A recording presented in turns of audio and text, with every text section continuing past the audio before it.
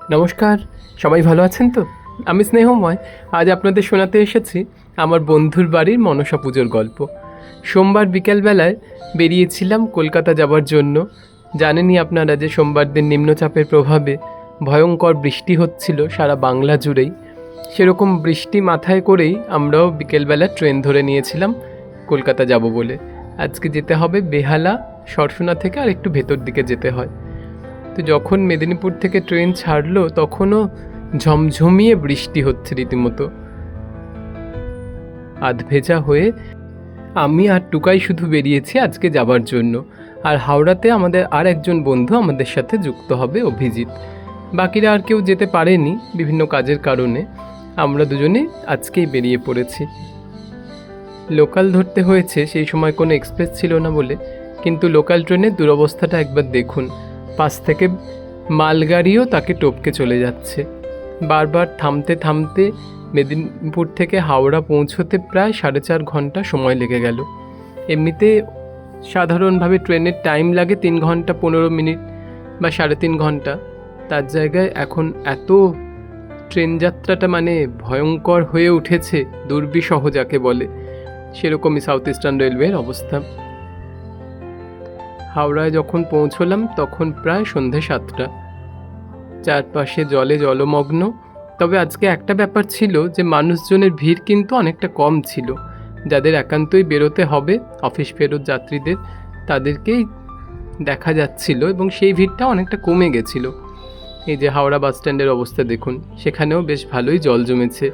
আর তার সাথে সাথে আমাদেরও বুক ঢিপ ঢিপ করতে শুরু করেছে যে আমরা যেখানে যাচ্ছি সেটাও যথেষ্ট নিচু জায়গা, সেখানের কি অবস্থা হবে। চৌরাস্তা গিয়ে সেখান থেকে অটো করে গেলাম দেবীনগর। সেখান থেকে যেটুকু রাস্তা হাঁটতে হবে তার অবস্থাটা একবার দেখুন। দেখে তো একদম আত্মারাম খাঁচা ছাড়া যে এইটুকু রাস্তা আমাদেরকে হেঁটে হেঁটেই যেতে হবে, হাঁটু পর্যন্ত প্যান্ট গুটিয়ে। এও একরকমের অন্যরকম অভিজ্ঞতা, বেশ মজার যে এসব করেও কিন্তু বন্ধুর বাড়ি আসতে হবে। ওদের বাড়ির সামনেও বেশ খানিকটা জল জমেছে, এই জায়গাটাও নিচু। আর এখন তো পৌরসভার বোর্ডগুলি বলতে গেলে নেই, তো কাজের ইয়েও খুব কম। যদি বৃষ্টি থামে তাহলে দিন দুয়েকের মধ্যে জলটা নেমে যাবে।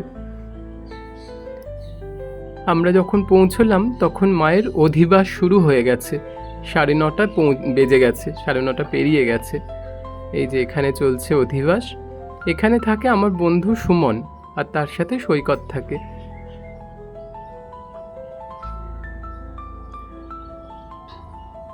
সুমনরা আদতে মেদিনীপুরেরই বাসিন্দা, মেদিনীপুরে ওদের আদি বাড়ি। কিন্তু সুমন দীর্ঘদিন ধরে কলকাতায় চাকরি করছে। সেই সুবাদে ওই ভাড়া দিয়ে বা মেসে থাকার থেকে ও নিজেই ঠিক করেছিল যে একটু দূরের দিকে নিজেই জায়গা কিনে একটি বাড়ি করে নেবে। ও হেলথ সেক্টরে রয়েছে। প্রতিদিন এখান থেকে SSKM যেতে হয় ডিউটি করার জন্য। তো এই বন্ধুর বাড়িতে এবারে এসে আমার সবথেকে যে জিনিসটি মন কেড়েছে সেটা হচ্ছে এই অ্যাকোয়ারিয়ামটা। পাশাপাশি 2টি অ্যাকোয়ারিয়াম রয়েছে এবং তাতে রয়েছে প্রচুর পরিমাণে সুন্দর সুন্দর মাছ। এত সুন্দর দেখতে লাগছে পুরো ব্যাপারটা, খুব সুন্দর। এটাতে ছোটোটাতে আছে শুধু মলি মাছগুলো, আর বড়টাতে আছে অন্যান্য ফিশগুলো। আমারও দীর্ঘদিনের ইচ্ছে বাড়িতে একটা অ্যাকোয়ারিয়াম রাখার, কিন্তু একটা কুকুর রেখেই মোটামুটি সবাই এনগেজ হয়ে গেছে, কোথাও বেরোনো যায় না। তার মধ্যে আবার মাছ রাখলে পরে যে কি হবে সেটাও একটা চিন্তার বিষয়। সেই জন্য অনেক ছোট ছোট শখ থাকে যেগুলো আর পূরণ হয় না জীবনে। অনেক ভাবনা চিন্তা করে সেই জিনিসগুলোকে খানিকটা সরিয়েই রাখতে হয়। তবে এদের এই ব্যাপারটা কিন্তু আমার খুব মনে ধরেছে। এত বড় করে না হলেও ছোট্ট একটা রাখাই যায়। পুজোর দিন সকালবেলায় মঙ্গলবারে দেখুন এখনো পর্যন্ত কিছু কিছু জল রয়েছে।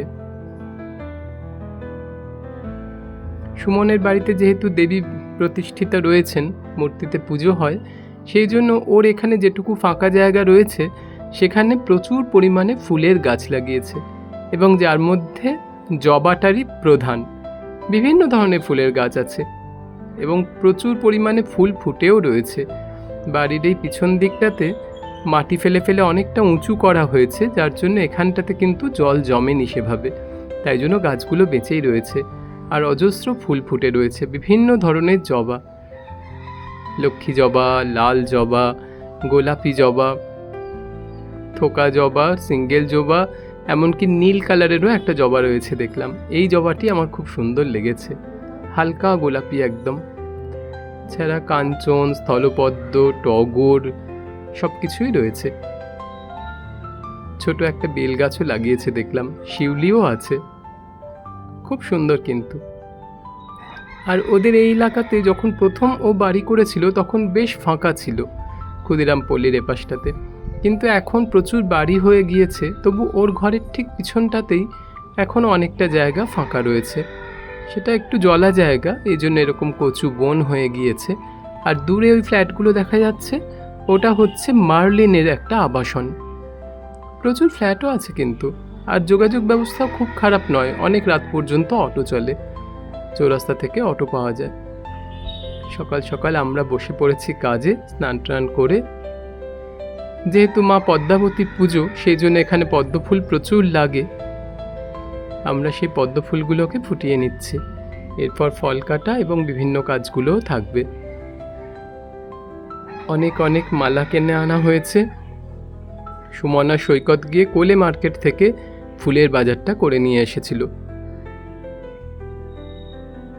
প্রায় 100 পিস পদ্মও রয়েছে। পদ্মর এবছর দাম একটু বললো 12 টাকা করে এক একটা নাকি পিস লেগেছে পদ্মের। ছাড়া বেলপাতা, দূর্বা, কুঁচো ফুল যা কিছু লাগে, অপরাজিতার মালা, রজনীগন্ধার মালা, সব কিছু ওরা খুব সুন্দর করে কিনে নিয়ে এসেছে।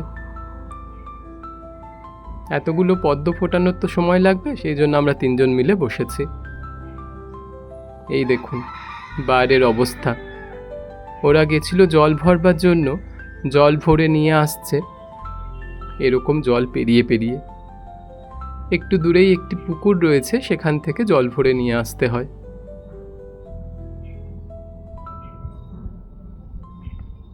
এই জলের মধ্যেও জলের ছিটে দেয়া হচ্ছে। সৈকত নিজেই মাথায় করে ঘট ভরে নিয়ে আসছে। আর ওই যে ভদ্রলোক গাড়ি নিয়ে এসছেন, উনি এসেছেন খাবার দিতে। আজকের খাবারটা বাইরে থেকে নেওয়া হবে, অর্ডার দিয়ে দেওয়া হয়েছিল, উনি এসে খাবার পৌঁছে দিয়ে গেলেন। এখানে আমি ফলগুলো কেটে নিচ্ছি, অনেকগুলি নৈবেদ্যও করতে হবে। আশেপাশের মানুষেরা অনেক মুরগি পুষেছেন, বেশ মুরগির ডাকও শোনা যাচ্ছে।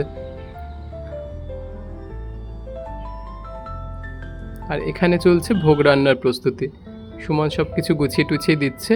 সুমনের মা এসেছেন, সৈকতের বাবা মা এসেছেন, ওরা হয়তো করে দেবেন।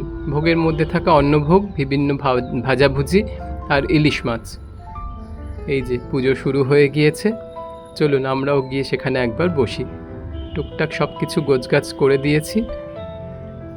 প্রথমে ষোড়শ উপাচারে পুজোটা হয়ে যাবে, তার সাথে সাথে থাকে রয়ানি গান, সেটাও খানিকটা হবে, তারপর হবে ভোগ নিবেদন। এত সুন্দর করে এরা সাজিয়েছে, আর মাকে রাখেও এত যত্ন করে, সত্যিই ভালো লাগে। বছরে এই একটা দিন আমরা সাধারণত মিস করতে চাই না, এখানে চলেই আসি। তবু সব বন্ধুরা একসাথে আসতে পারলে যে আনন্দটা হয়, সেটা হয়তো খানিকটা এবছর কম। নীল, পুটু, সঞ্জীব ওরাও আসতে পারেনি। অপূর্ব সুন্দর মাতৃ প্রতিমাখানি। সুমন বসেছে সংকল্প করতে। ওর বাড়ির পুজো, ওর নামে সংকল্প। এই প্রতিমাখানি থাকবে, এটি 4 বছর টানা এখন পুজো হবে। বছরে এই পুজোর আগে একবার করে অঙ্গরাগ করিয়ে নেওয়া হয়, এবং 4 বছর পরে আবার প্রতিমাটি পরিবর্তন করা হবে। এই বছর এত জল বৃষ্টির কারণে ঢাকিও আসতে পারেনি, তাই সৈকতের বাবাকেই সেই দায়িত্বটা দেয়া হয়েছে। উনি কিন্তু খুব সুন্দর বাজাচ্ছেন, ওনার তালজ্ঞান খুব ভালো, উনি খুব ভালো তবলা বাজাতে পারেন, সেই জন্য ঢাকের মতন ওটাও বাজাতে পারছেন।